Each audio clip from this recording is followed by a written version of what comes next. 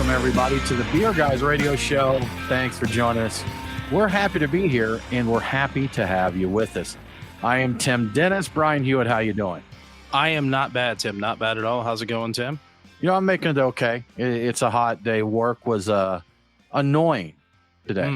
Those days. I think for you, too, you had a little annoyance at the job. I had some issues, but yes. But someone just tried to call me from work a little bit ago. I just ignored it, went on with my life here. So sitting down about to crack a beer. So Nate, how are you doing, sir?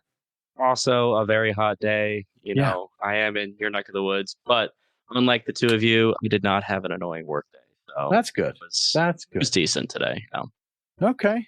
Well, we're going to get right into it here. It's been a busy week. We had a good time this past weekend. The whole squad got together, which really seems tough to do these days. But me, Brian, Nate, Smalls was with us, and we went to Monday Night Brewing's 13th anniversary. Tie 13 on, and it was interesting. Just a day or two after we went to that, Facebook gave me a reminder from their 4th anniversary. And oh wow! I think, did we make the 1st anniversary, Brian? Have we been to? I think I missed one. Not one as in the 1st, but one out of the last 13. But for the most part, we've been to their anniversary parties. I've been to a lot of them. I don't know. Yeah. I mean, I know I was there before. I was there when they when Peter was giving a talk at the garage before it was even open, where it was basically like a bit of a concrete and a bit of dirt here and there. So been a while. Yeah. Been to a lot of them. I mean, we've been there since before the garage was even a concept. I remember going to their original location where the building was half empty because they just had a couple fermenters in there, and they filled that up. They've opened the garage. They've opened Birmingham, Nashville, and somewhere in Virginia, I think Richmond or Charlotte or one of those. But Charlotte, I think so. Yeah. Yeah. But cheers, Monday night. Congrats on your success. Congrats on the growth. They make tasty beers. Stouts. I really like their stouts, and they did. Tie 13. Tie 13 was a stout this year. I know when they first started doing the tie beers, like tie 1 on, tie 3 on, tie 4 on, that the premise was 4 malts, 4 hops. 5 malts, 5 hops. But I think they said they got around 5, and they're like, all right, we're not going to be able to keep doing this. We're going to run out. So they changed that up. But the stout that they did was really good. Nice barrel-aged stout. Brian, what was your favorite beer there? That's a good question. I think I probably like the Tie 13 on the most. I'm just thinking back through it all. You know what? They did a line beer. You know what? My favorite beer was the line beer. They handed you a cold beer when you walked in, and I got the 404 lager. And just the process of getting in, it's like, you know what? Here's a beer right now. We're not going to make you wait. You know, you paid, you did the whole thing. You got here. It's hot. Have a beer. And I love that. I think that's great. And I get a lot of respect for them implementing the line beer. So you don't see that very often, but it's you smart. Don't. Back in the day, they used to do those when there was more lines. They'd come around with a pitcher or something, give you a little bit of drink. But Nate, what was your favorite? Honestly, I really like their Thai series, when they do an anniversary this year, but they also this year had an anniversary IPA that was quad hopped, double IPA or something. And right when I brought it to my lips, it smelled like those old Hop Hut releases. So Monday night it traditionally had their Hop Hut, which they would do like specialty IPA releases, and then had some really crazy concepts. Like one of them was like a white chocolate, peanut butter one that we all really liked, or like it was white chocolate mocha. That's white chocolate mocha. The white chocolate sounds like a terrible idea for an IPA, but it worked. It worked. Glorious. And this beer, this anniversary IPA that they had on Saturday, just reminded me of that whole experience. It just super hazy, floral, just everything I liked about those kinds of beers, and I really like that one. I believe you're talking about Roses Are Free. That's correct. Yep. Roses are free. No charge. No charge for the rose. Yep. Tim, what was your favorite beer?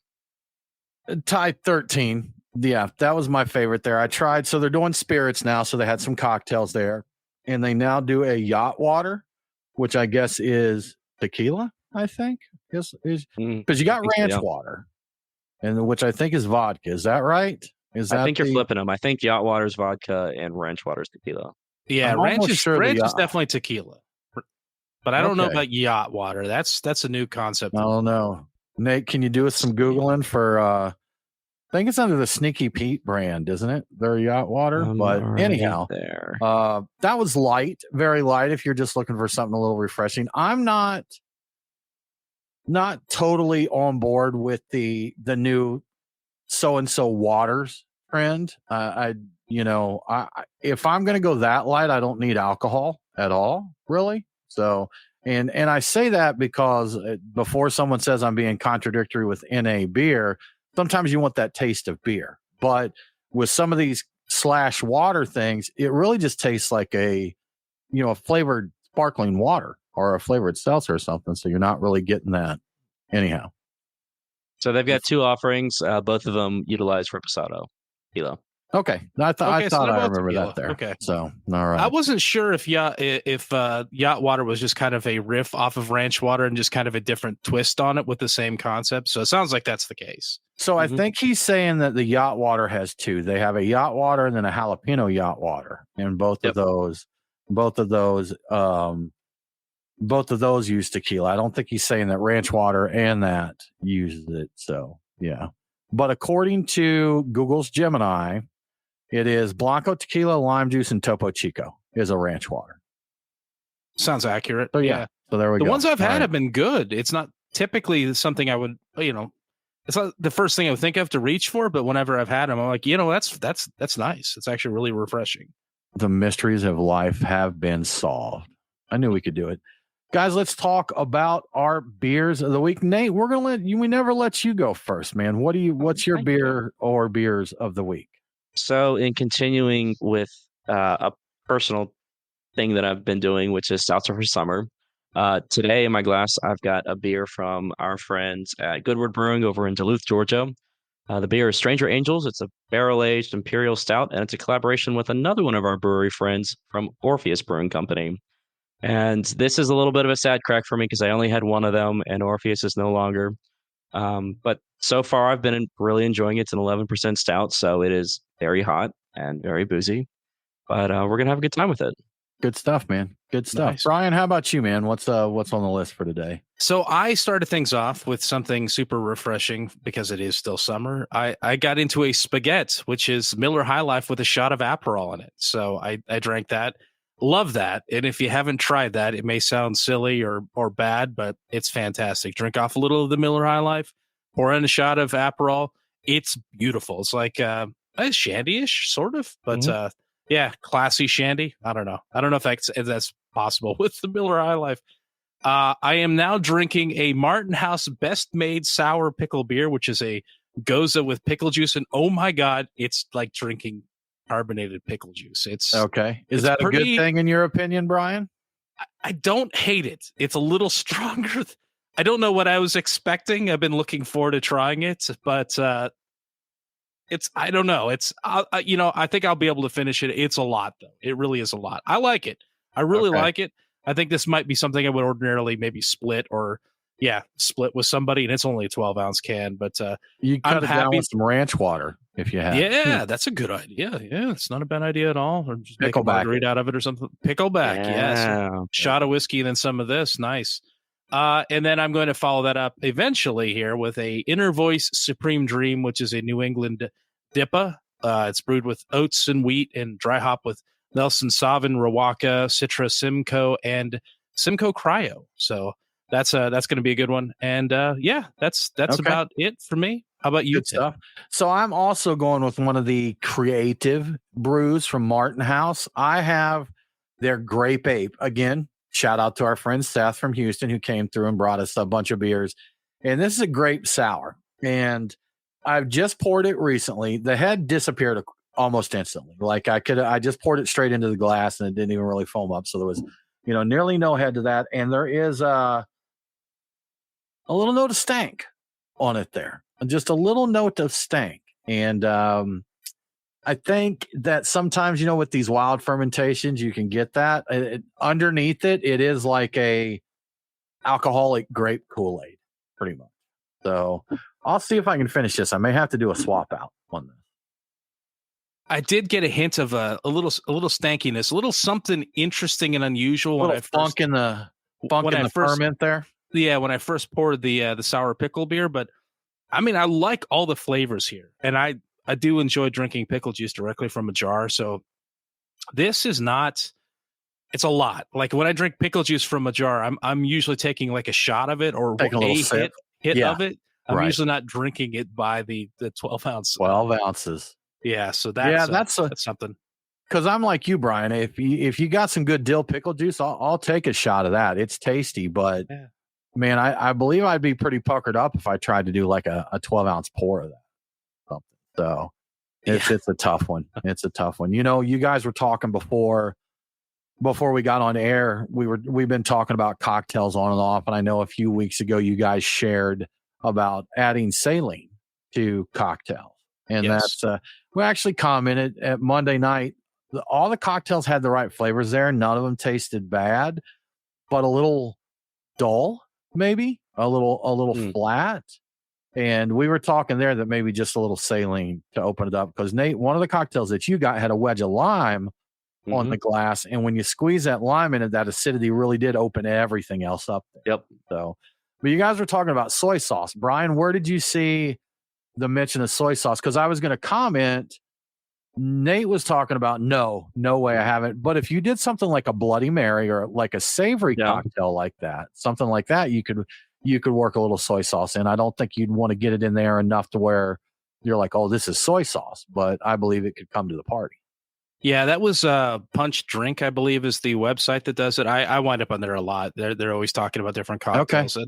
And I think they're talking about it's trendy now to blend up cocktails where soy sauce is a featured ingredient in it. But my thought is if you're going to put saline in something, it's going to add some body. It's going to add some, enhance some flavor, open things up a little bit. I mean, you could probably substitute the same amount of soy sauce in the right cocktail and get something that's even more complex and more interesting. So like was this was your idea, the soy sauce? This wasn't a suggestion it was something you thought of? No. The drop part is, I didn't read the whole article. They may be talking about it. Gotcha, I think that they were, adding it as a drop was something I was thinking of, having not read the article. They may go into that, and I wouldn't be surprised if other people have done it. So I'm not claiming I invented it, but I did think of it without reading that specifically. Gotcha. I think that they are blending up cocktails that involve more than just a drop of it, probably a little bit more. Maybe they rinse a glass with it before they build the cocktail. I don't know. But all right, I'm just thinking like, hey, if you're putting saline in already, soy sauce is interesting and salty. And like maybe that would do the trick. Maybe you'd get something really interesting out of that. So I'm definitely going to try it sometime soon. I make a few cocktails here and there. So yeah. So just from a culinary perspective, there are definitely some places where salt is appropriate and soy sauce would most definitely not be appropriate.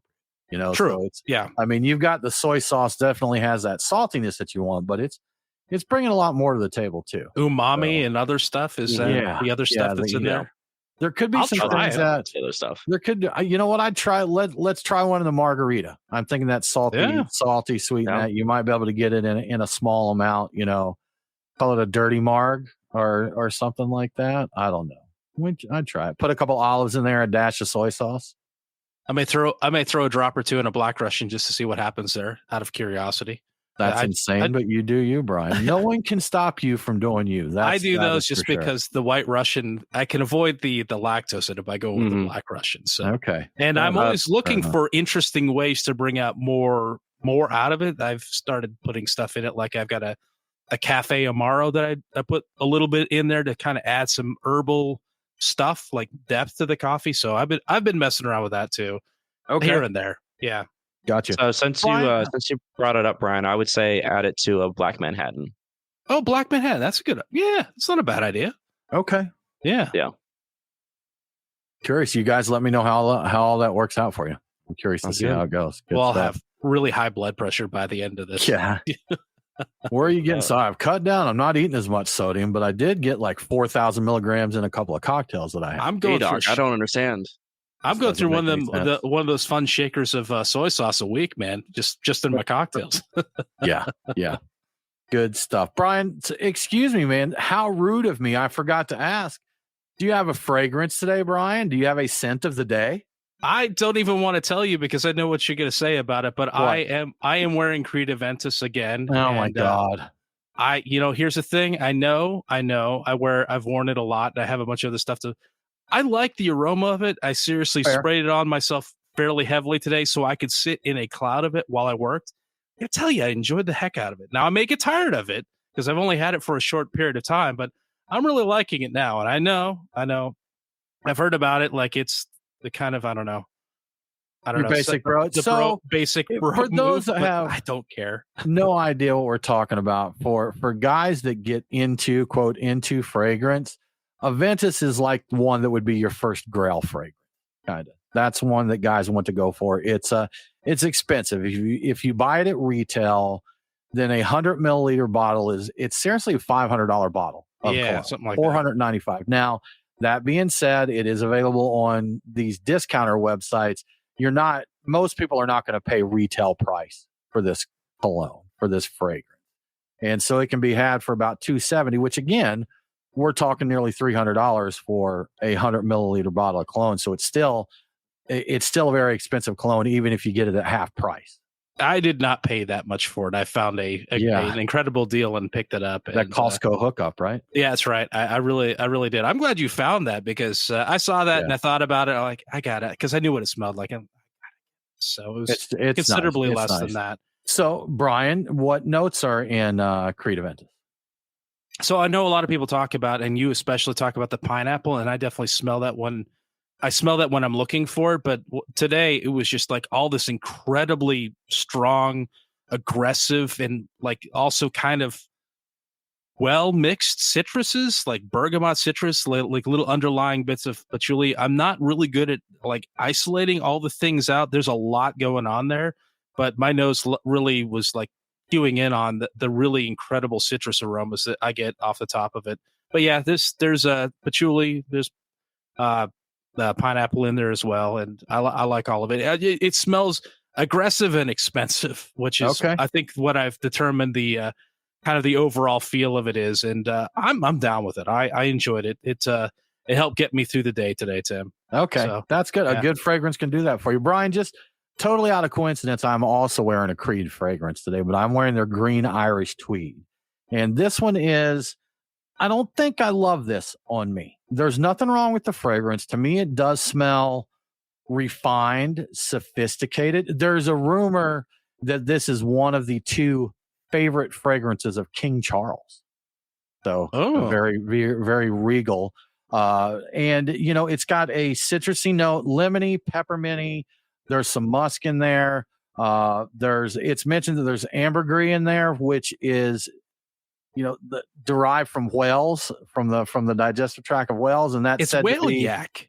Yeah, it's said to be sweet and musky, kind of a sweet animalic musky scent.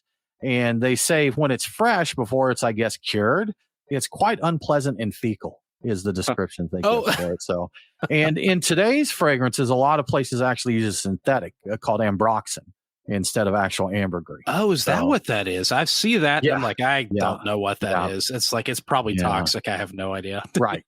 But this is another one. If you buy it at retail, it's $470 for a 100 milliliter bottle. But this one you can get for about $220, $230 in 100 mil. They come in much smaller bottles, but just throwing that out there is kind of an example of the price points on these things, because some of them get pretty crazy. And I will throw out there, I'm not out buying a bunch of even $230 bottles of cologne. I buy samplers of like 10 milliliters of these things. So I can check out all these fancy ones and not drop $300 or $500 on 15 bottles of cologne. But Brian, he's probably going to stock up. He's probably going to Costco. Did you have to buy 10 bottles of it? No, seriously. It was just like they had a Tom Ford that I really wanted, was at Wynwood, which I need to revisit. I like that. We were that a couple weeks ago, during the show, as a mix of a bunch of other silly things. I'm gonna get into some other stuff, but seriously, one bottle, and I had a membership, and they would ship it right to me. I'm like, man, you cannot pass up the price. But it was a kind of a one-shot deal, so. That's kind of what I do. I'm aware of stuff that I'm interested in, and when I see a good deal on, I'm like, all right, let's give that a shot.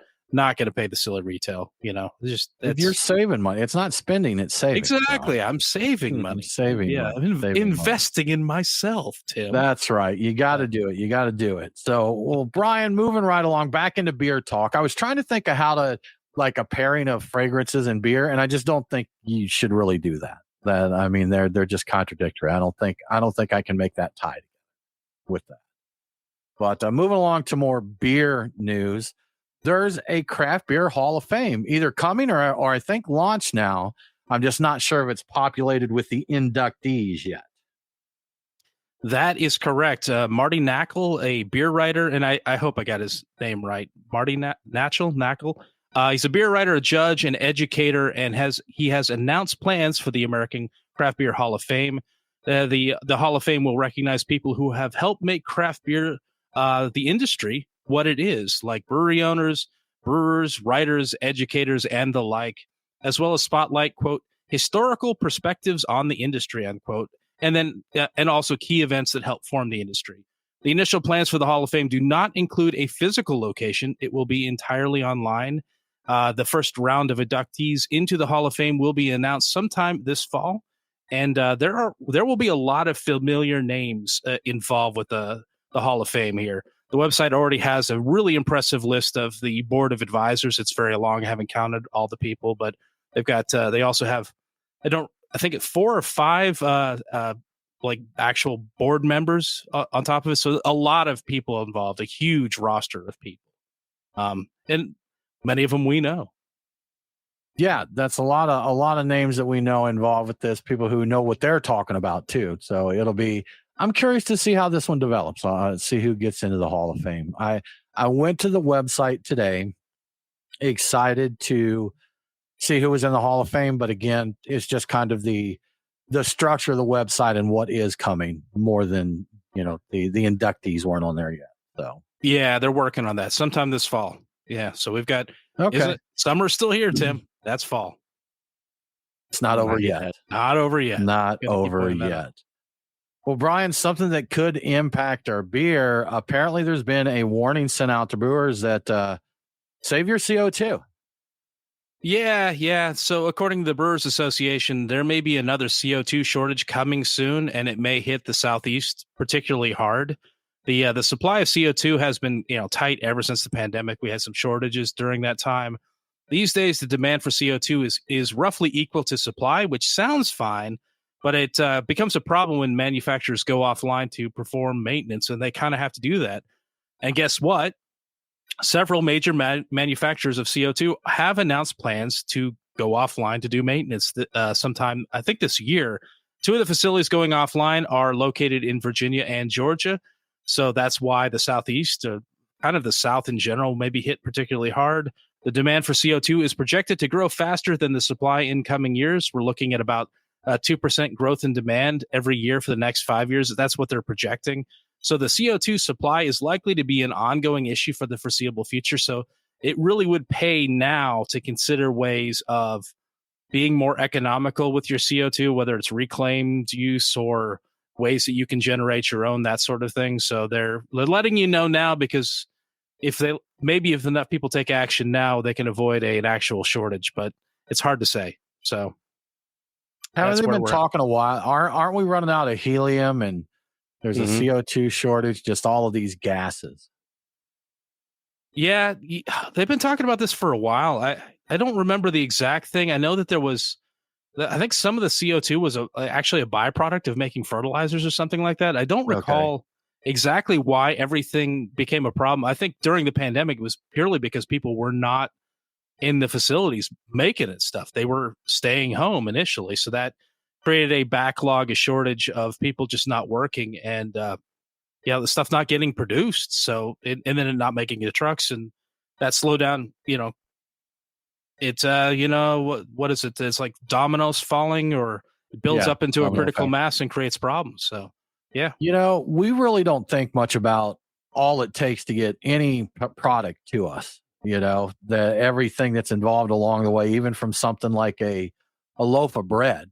There's farmers. I mean, of course, it starts with farmers growing the grain, and you've got the bakeries, you got distribution, all that. And I was kind of given an example of that. We were a few years ago. We had a bad storm that shut us down for about a week, and I mean, we were running out of stuff. It doesn't. We're not that far from. We're a very on-demand society.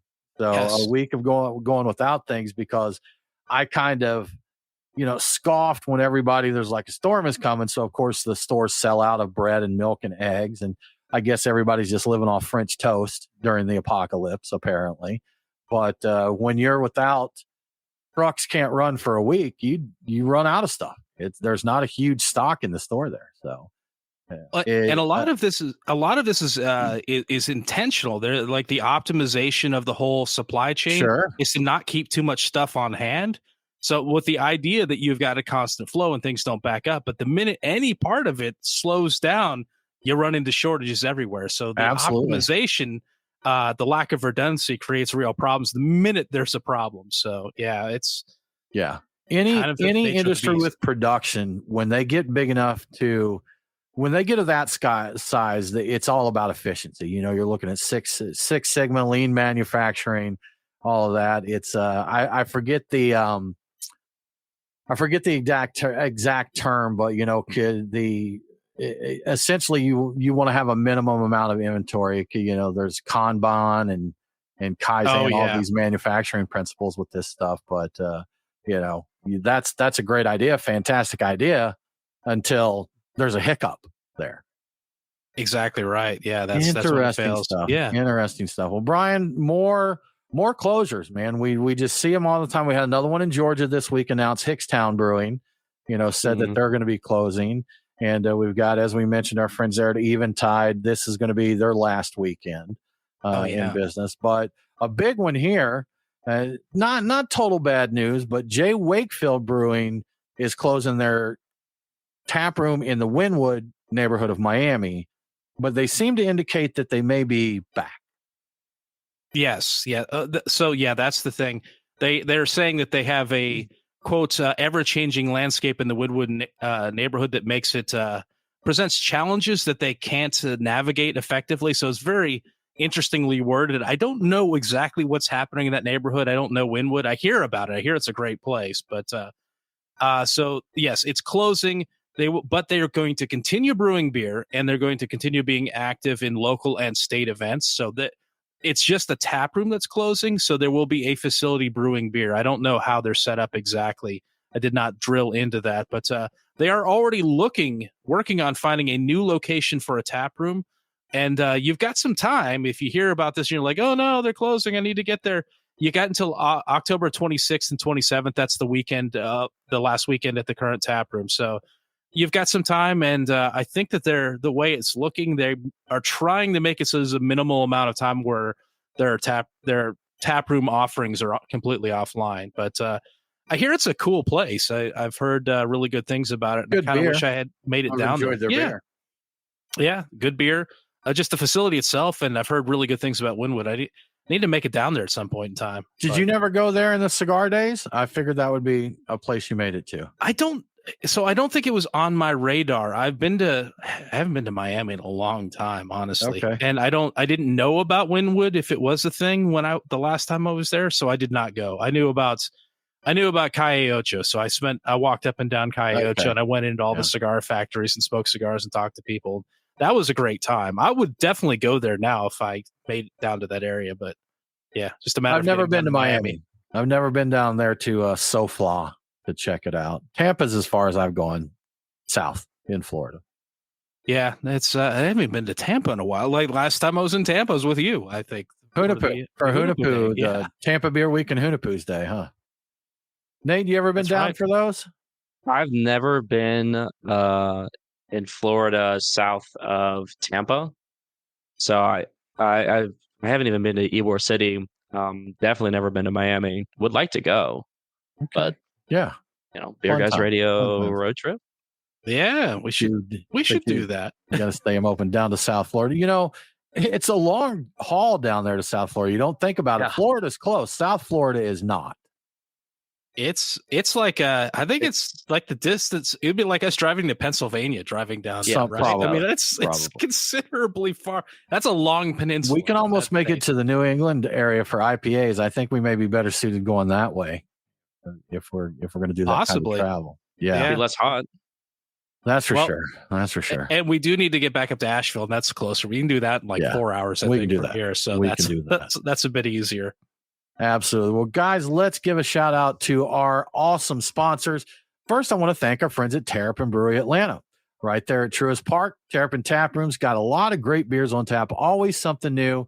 And as always, they are the sort of exploratory lab for Terrapin Brewing Company. So new stuff that comes on tap before it goes out into the larger distribution is going to be there in the tap room there. Again, great for a Braves game or just for a Saturday hanging out.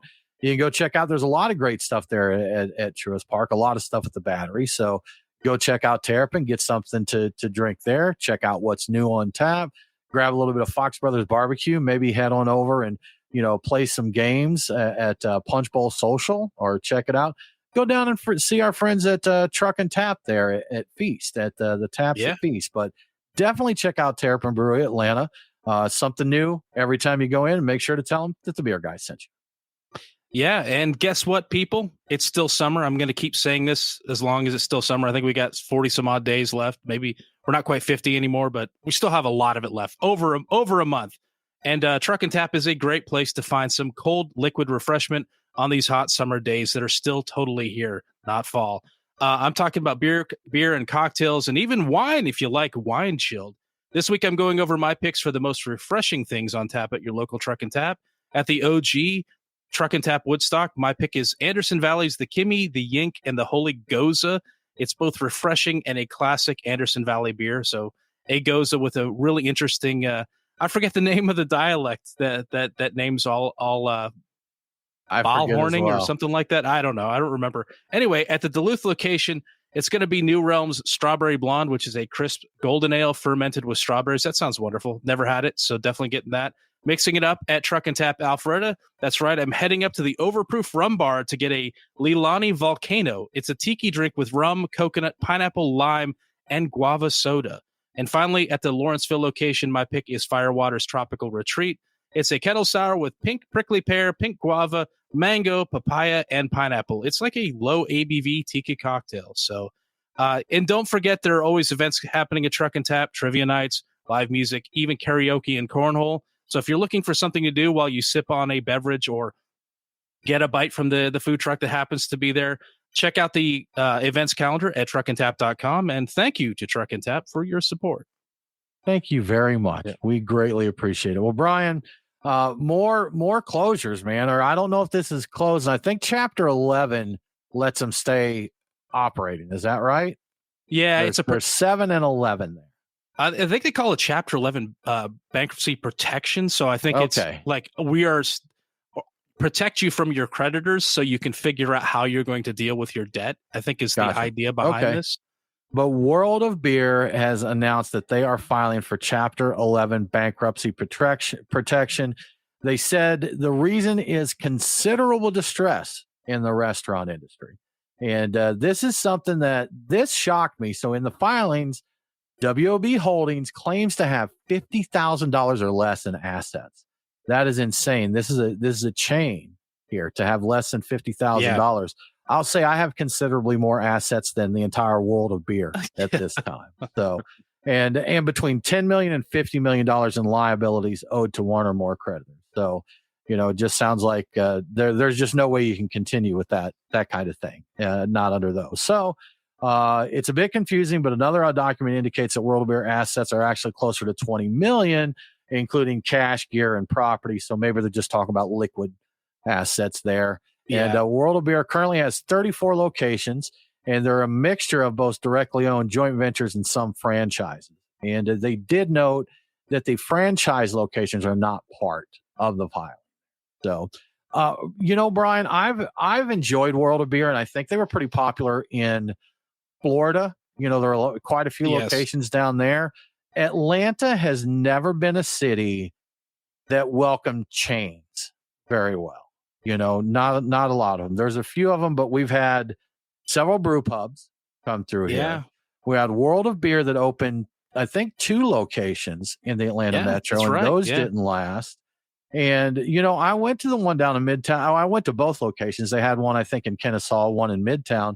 They were nice, man. They keep a good beer list. The food is pretty good there. The people there were nice. As a matter of fact, I know at both locations, the people working at those World of Beers were people we knew from the beer scene in general. So just for some reason, man, they just don't click with Atlanta. They just don't fit here. And We also had like a yard house chain that was coming through here. Yard House is still here. I mean, like they've got a place at the Battery. Oh, in the Battery. There's one at the Battery. There's one at Atlantic Station. I think the Atlantic Station one closed. I don't think that's still there. Yeah, I think that's what I'm thinking. Maybe I'm wrong. I do remember you're right. The one at the Battery is still there. I forgot about that. I was thinking the one in town actually did wind up closing. I might be wrong. Maybe I retract my words. Brian. Who knows? It's showing is still open. Okay. Really? Okay. All right. Yeah. I must be getting that because wasn't World of Beer in Atlantic Station as well when it was here? Maybe I'm confusing. No. World of Beer, they had a place in Midtown down kind of across the street from where the Gordon Biersch used to be down. Oh, if you remember that. All right.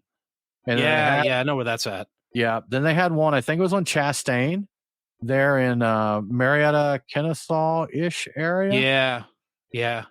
I remember they had the big pretzel stand and they had Randall's. They had a ton of Randall's. They did do Randall's. It's like the last place I've been that I could think of that actually had Randall's that you could just have any beer you want, Randall almost any way you want, I think was their gimmick. So that puts a pretty solid timestamp on when World of Beer was popular there. But like when we went down to Tampa Bay Beer Week a couple of times, that was a popular location to go, to the World of Beer. And here in Atlanta, we've got our regional chain Taco Mac, which I think is a similar flavor or flair, I guess, to World of Beer, kind of.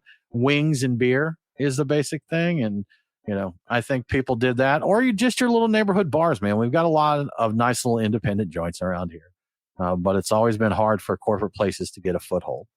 Yeah, I agree. I still, when I travel, if I see a World of Beer, I will stop by it, and I usually find they do have a decent. That's what I'm looking for, like a good selection of interesting beers, and I know that's one of the things I do like when I travel is I can count on them to have curated a pretty good list of things I'll enjoy, a good amount of the local stuff plus some interesting international stuff in case I don't see anything local that I'm interested in. So I like them. I miss them not being around if I'm traveling. So yeah. You got a few places that are like there's, I think more kind of west, southwest area, Flying Saucer chain. Are you familiar with those? I've been to it one time. Flying Saucer, you got World of Beer. We've got Taco Mac that I think is primarily Georgia, but I think we're Carolina, Tennessee's, maybe Alabama. So kind of regional chain here. But they're places that if you don't know anything else in the area, you see one of those and you know what they're about. So if you're out, you're on a business trip, you're like, oh, they got a Flying Saucer, you can go there. Hey, they've got a World of Beer. I know what they've got to eat and drink there. So check it out. Indeed. Or find someone local and find out where the real deal stuff is and check that out. If you're traveling, it always usually pays to the first place you go. Like any craft beer place, you always ask the staff, all right, where are the good places to go for beer? I'll go to a brewery that I know is good. And I'm like, now where should I go from here? And that's always, you get your best list of places to visit. Well, and that's another good thing with the growth of the internet for all of its downfalls is I'm going to use the word friends. Some of them I've never met before, but, I have friends or at least acquaintances in probably any major city across the country. So if I'm going somewhere, I can probably ask somebody for the personal thing. And if I don't know somebody there, then there's probably a forum dedicated to that city or specifically that city's beer scene. And you can go in there and ask. We've had on our Reddit ATL beer, we have people all the time. I'm going to be there in 2 weeks. I'm there this weekend. What do I want to do? I like these types of beers. And, the locals are always happy to tell you what their best stuff is. Even like our buddy Seth, and we joked about this. I've known Seth for probably 15 years, or we have. And we've been on different forums together. We've played video games, team play video games together. You've met Seth before, but this was my first time to meet him. But we've interacted so much, through video chats and things like that, that when I saw him, it wasn't like I was meeting somebody. It was just, I'm seeing a buddy I hadn't seen in a while. So yeah, I didn't realize when he came down, you had never actually met him. I saw him again. It'd been a year. I met him the year prior when he drove through town finally in person. Yeah. And I was like, oh, hey, it's nice to see you again. I didn't think anything of it. Yeah, because it's been so long and we've so much interaction. It was like we'd known each other forever. So it feels like it should feel weird. I won't say it felt weird because it didn't. It just felt like I seen my old buddy I hadn't seen in a while. But when you think about it, it's like, I've known this guy 15 years and this is the first time I'm meeting him. That sounds a little weird. It does. Sound weird. So Yeah, it does sound a little odd. crazy stuff, man. Well, Brian, tax issues, beer taxes, big subject everywhere. But Oregon right now is a hot spot. What is going on with Oregon and beer tax? Yeah, I'm always, as a former Oregonian, I'm always keeping an eye on what's going over there. The utopia that is/was, Oregon. And so you remember when we were talking about Oregon trying to pass several massive tax increases on beer, like thousands of a percent tax on the beer? Yeah, so it looks like certain elements in the Oregon government may be making a third attempt at doing this. A, quote, task force on alcohol pricing and addiction services, unquote, will be submitting a proposal to the governor in 2 months. And it's chaired by Representative Tanya Sanchez. And this is the person behind the previous 1,200% and 3,000% tax increase proposals. Wow. Yeah, 3,000% tax increase. Sanchez claims that the previous two bills were never going to pass. They were intended to, quote, get the alcohol industry to come to the table and have a discussion, unquote, which kind of sounds like the things you say after a bill doesn't pass. I didn't mean for it to, pass. I just wanted to raise awareness. But right. Here's the thing. The Ninkasi's co-founder, Jamie Floyd, who is a 25-year member of the Oregon Brewers Guild, refutes the claim entirely, saying that they have never once been invited to a table to discuss anything before the tax increase proposal or after. They've never been contacted about this. So what she's saying sounds like it's complete BS. So best of luck to you, Oregon. I hope you're able to rein in this craziness, because the Oregon Brewers Guild was saying that this would be, if they actually got this through, it would be just absolutely devastating to the beer industry in Oregon. It would just wreck it. Like I can't even imagine 3,000% tax increase, even 1,200%, which is on the lower end of that, is still madness. I can't even believe it. It's stuff they do. Sin taxes are always something that we know people are going to drink. We know people are going to smoke, those kind of things. So they can throw those taxes on tobacco and alcohol and all of that. And like we've talked about before, another one is like travel related taxes. Yes. Looking at stuff like rental cars or hotels.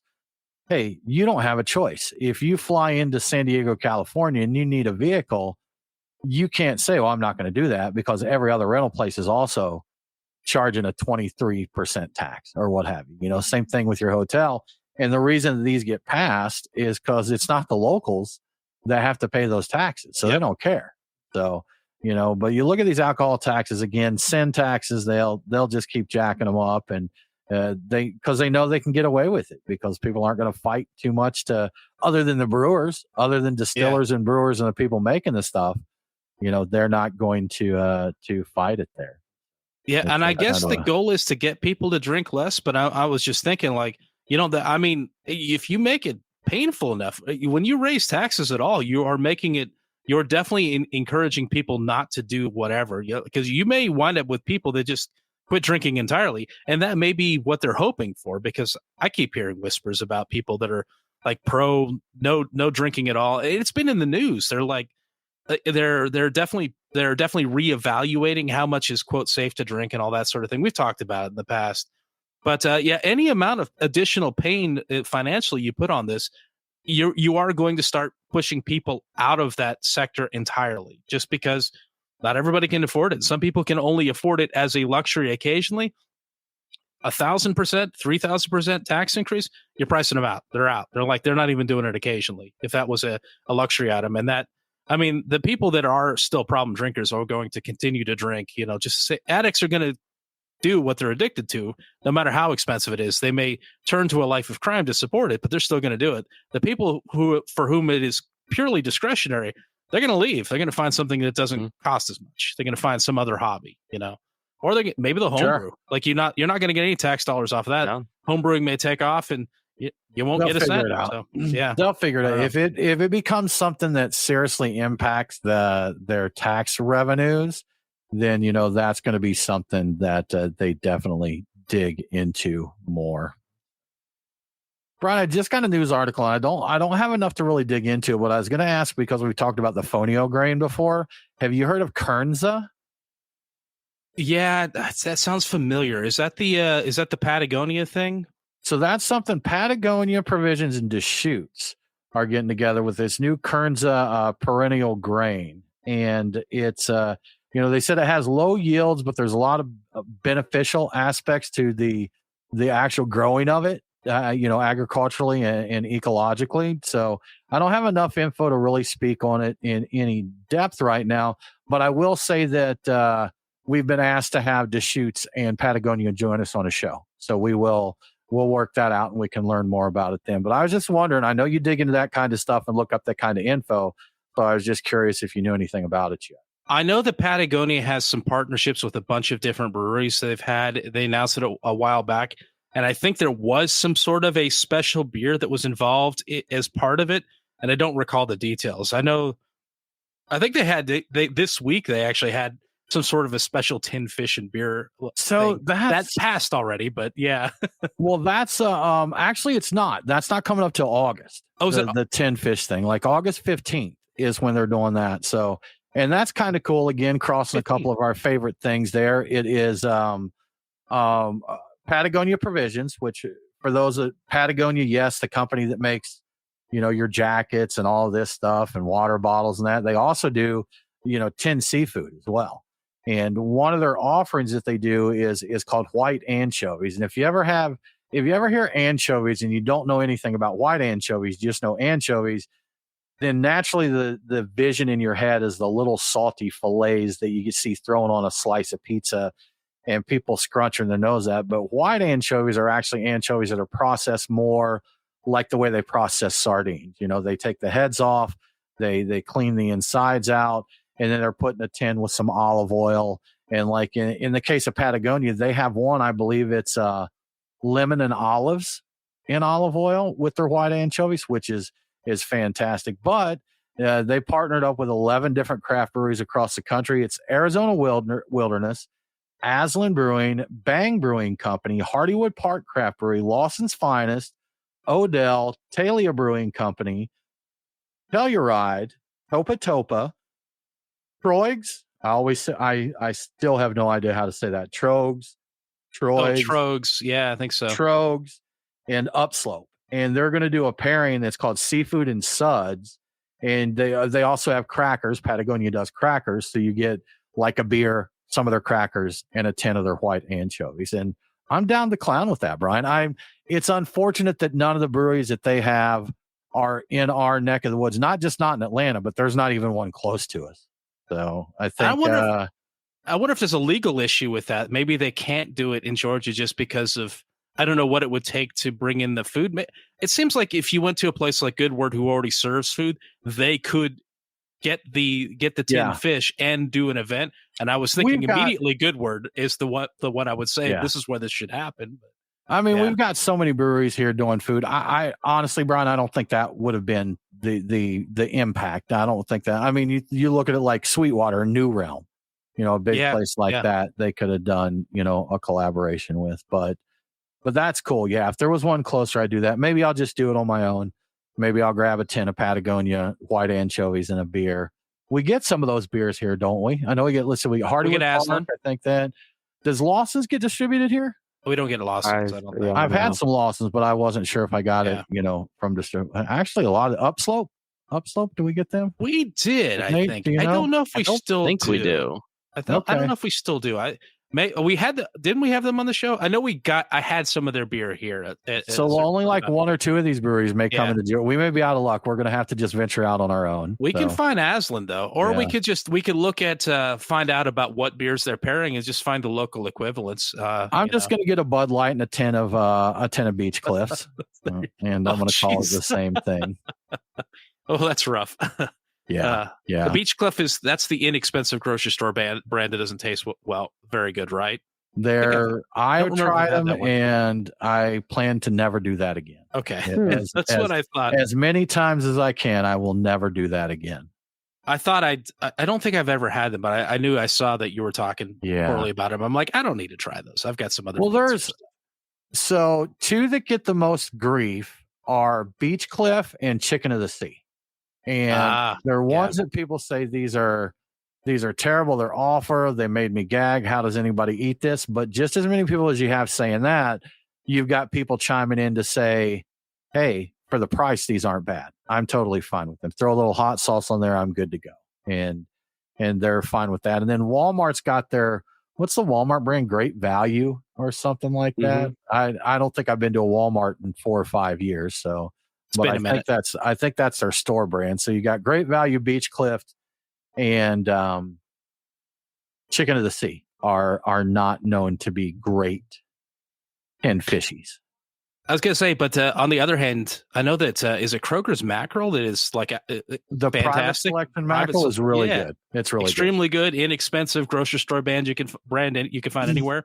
Yeah. So it's I want it to be known that we're not just poo-pooing everything that you find at a grocery store. People like King Oscar as well. That's King Oscar's popular. Yeah. I had a 10 of those earlier this week, Brian. King Oscar Mediterranean style had some.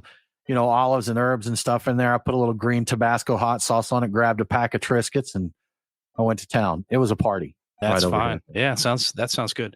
Yeah. Tim, since we've been talking about fish, it seems like a good time to a good time to mute your office phone. They be calling. It's going to take him a while. We'll see what Nate. How are you doing down there? While Brian gets his act together. I'm doing all right. You think a guy being with the show for as long as Brian has that he'd just know better than this. I forgot to unplug that particular phone, and that's the one I always get the political calls on. And I don't know. I forgot. And they always call around this time. I never answer. They keep calling. But what I was going to say is we had a great lead into it with all the fish talk. I know Nate loves all the fishes. That gets him primed to talk about. You got a cocktail recommendation. You put in the run of show. I'd like to hear about it. Yeah. So something I've been making lately. Strawberries have been in season, or at least they're coming out of being in season. And so my local grocery store had strawberries on sale for super cheap. So I made a bunch of strawberry syrup where I just took equal weight strawberries, diced up with equal weight sugar, and let the sugar pull the moisture out of the strawberries, and then pull the solids out and keep the really concentrated strawberry syrup. I've been doing something that I'm calling strawberry lemonade, but it's really just a strawberry Tim Collins. So I do 2 ounces gin, 1 ounce lemon juice, half an ounce of that strawberry syrup.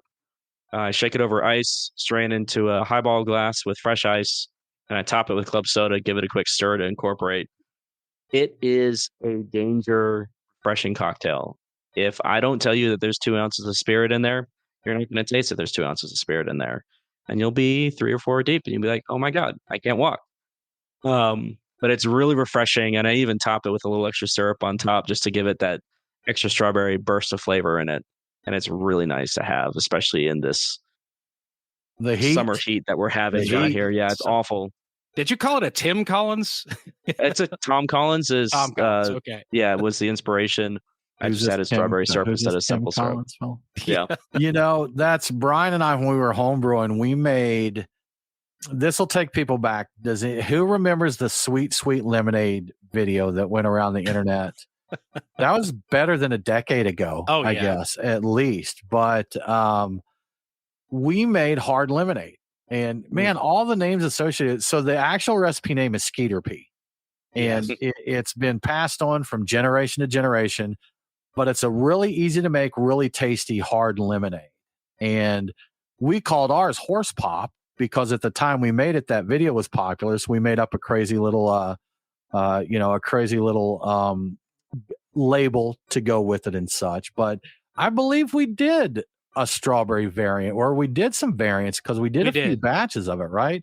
But Nate, like you were saying, if you take a glass of that and chill it and pour it over ice, you're going to think you're drinking lemonade, but this stuff clocks like 13%.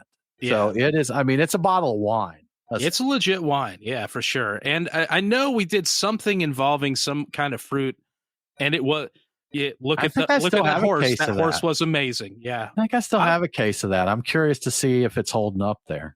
I really want to try that, especially if you've got the. I'll look around. I'll look around and see what I've got there. So I think I do still have some horse pop floating around somewhere, but that would be a good. If I have more than a bottle, Nate, I'll get you a bottle so you can try. Right.